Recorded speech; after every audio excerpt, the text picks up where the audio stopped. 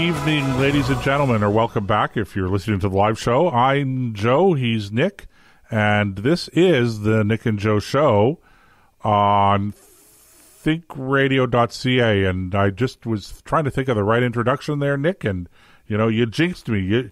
Nick, you jinxed me. There it is. So, I told you that Wayne Gretzky's the same age as we are. Right, we were just talking off the air about, Nick was shocked that he says, did you know that Wayne Gretzky's 58 years old? And I said to Nick, did you know that you're 58 years old? And so am I.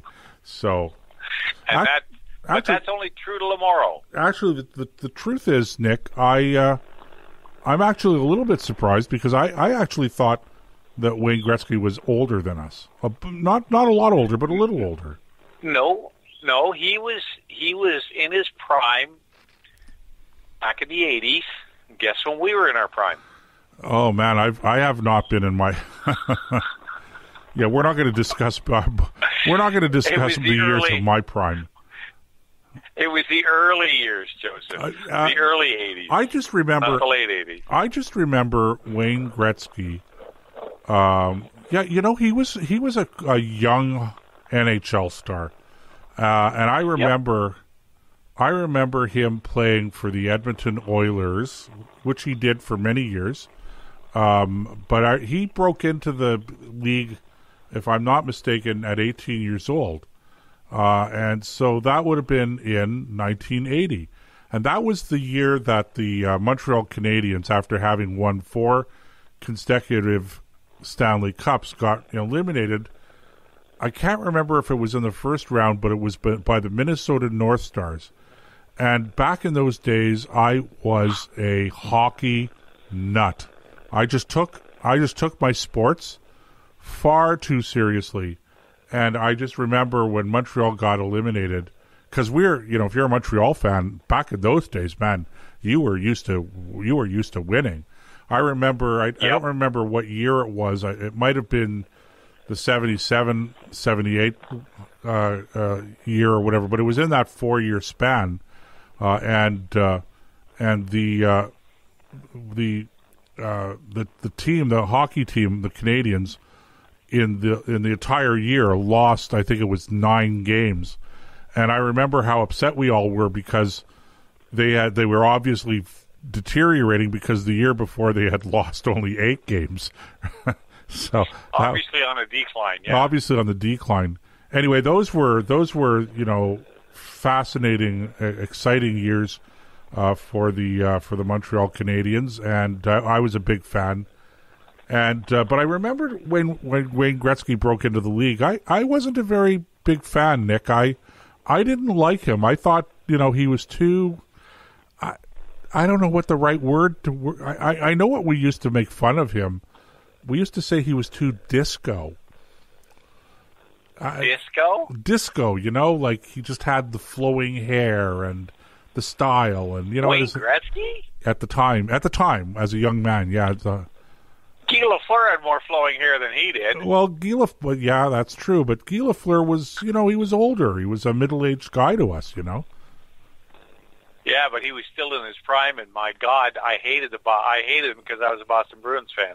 Oh yeah, 79 playoffs. Yeah. Shut up! I don't want to talk about it. Me and Bobby Orr, boy, I'll tell you what. Well, Bobby Orr wasn't playing then, but that was. But then he moved on to Chicago. There's a. I know this is not what we want to talk about, okay? But just to get this off my chest, Nick, okay? There's a short documentary on YouTube on that game, Game 7. Montreal Canadiens versus the Boston Bruins. It's Game 7, and they're in the third period, late in the third period, and the Bruins are winning by 1 goal, and the oh gosh, who was it? Was it Middleton? Anyway, whoever it was in this documentary was the guy that was called for being the extra man, one extra man on the ice. And he explains it, how, of course he was devastated by it. Eventually he got over it. But But he said he was following Don Cherry's orders, and that was that he was supposed to be shadowing, again, whoever it was he was shadowing, I don't remember, who was still on the ice, and Don Cherry had told him, stick to this guy like glue. And so he stuck to the guy like glue without realizing that his shift was over and he had to get off the ice. And anyway, for our listeners out there, the Bruins got called for too many men on the ice. And now it was either Lafleur or Steve Shutt who scored. I think it was Lafleur who scored the tying goal, and then it was Steve Shutt who scored the winning goal. I'm pretty sure it was. Those are bitter memories. Bitter memories, and then of course Montreal went on to win the Stanley Cup again. Yeah, keep reminding me of that, will you? Yeah, but no, look it up. It's really quite interesting hearing the players who were on both sides who were in that game talking about the game and the whole thing about how it ended. It's if you're a hockey fan, I recommend it. But that's not what we really. That's not what we want to talk about. That's not why we're here, but it's fun to talk about. It is. Well, it's a lot more fun than the topic we have to talk about, and that is the government of Canada and the idea now with the vaccinations rolling out, however slowly they're rolling out in response to COVID-19, and the number of cases slowly starting to trend downward. That now we're talking about how do we reinvigorate an economy that I cannot let the occasion pass, Nick. An economy that our governments have wittingly or unwittingly devastated, destroyed. And oh man. And now they're, after destroying us, destroying the economy, now they're all lining up to talk about how they're going to rescue the economy. Isn't it like handing the keys to some? No, let me get this right. Well, they have the keys already. Yes, I was going to say asking the guy with the can of gas and matches in his hand who just set your house on fire now to put it out. Or trusting them. Like they're now asking us, please, we've got your back. You know, again, Ronald Reagan's 9 most dangerous words in the English language. I'm from the government and I'm here to help. Oh my God, did he ever nail that? That is... Look. Oh man. That is truer words are never spoken. Nick, here's my advice. Here's my advice to the government. And I don't care if it's a liberal government, an NDP government, an allegedly conservative government. Yeah, we haven't had a real conservative government in years in this country. So I don't care who's in government. Here's my advice. Get out of our way, get off our backs, get out of our pockets, and let us do the job that you guys clearly cannot do because you don't know what you're doing. Yes, well, that is true, and I don't think there's any argument with it. I think, let me just share with you some of this article that we're talking about. Hang on now, I got to find it. Okay, let's see. Okay, here it is. This is the Deputy Prime Minister and Minister of Finance, Chrystia Freeland. She holds a press conference on Monday, and they want to talk about their post-pandemic recovery plan for the economy. Here's her quote. Today, I am so pleased to announce the launch of consultations that will help inform and guide our growth plan and feed into the measures and investments that will make up budget 2021 and that will help Canada build back better. Now, Joseph, you work within the circles of politics. I don't know if you've actually done any speech writing, but you consult and you know the inside how it works. Who came up with this absolute word salad that doesn't mean anything? Who's she going to consult with?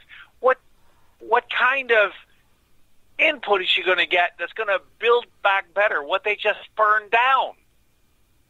Well, I'll tell you, when I hear the words build back better, it frightens me to no end, Nick.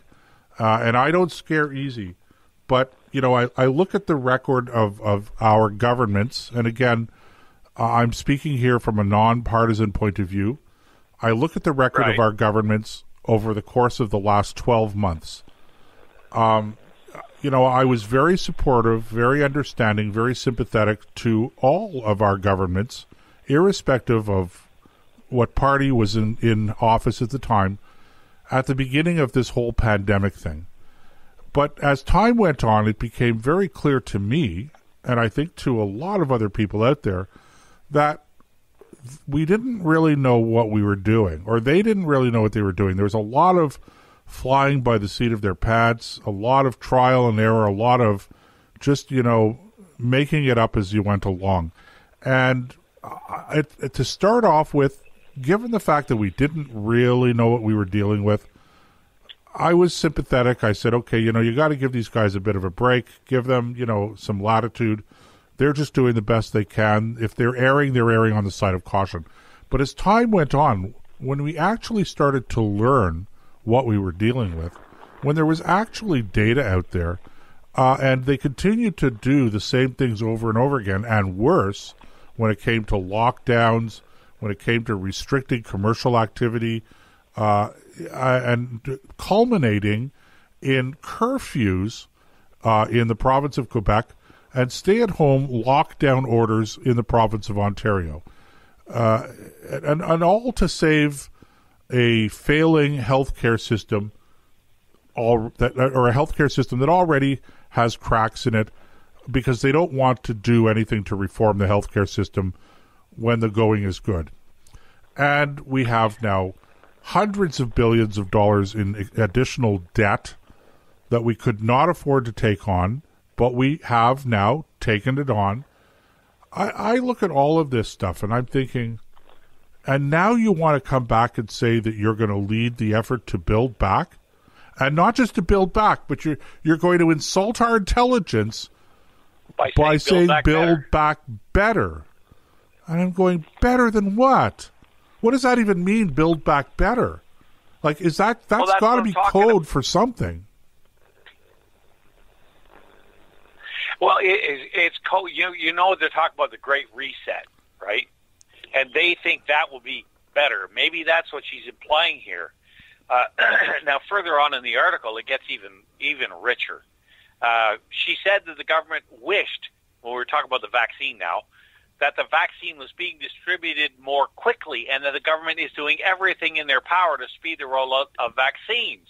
What a total load of crap. The article goes on. The Canadian government has been heavily criticized for the slow rollout of the coronavirus vaccine, especially since it was announced that Pfizer, one of the main suppliers, is having production problems. Oh, my God. Look, first of all, they lie to us by saying they're going to build back better. They don't even know what that – they couldn't tell you what that means if you sat down and said, okay, tell me some details about this. What are you actually talking about? What programs are you talking about? Where are you going to get the money to do this? What are you going to cut? How much your taxes going to have to go up? They don't have those answers. And even if they did, they don't want to give them because it would scare the crap out of everybody. And they